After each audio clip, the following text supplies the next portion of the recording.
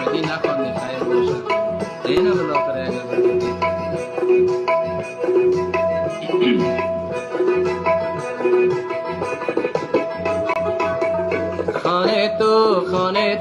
خانه تو دومونی بنده پریجو دومونی بنده پریجو سیاه که تو نور بنده پریجو چی نور بنده پریجو ده جان تو پیرانی بخمل میشینه والا بخمل میشینه چه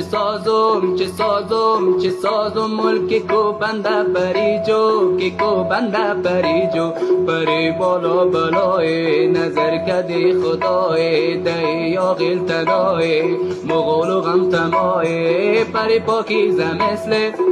پاکیزه مثل شمالی گسبای پری بالا بلای نظر کدی خدای دی یا غیل تنای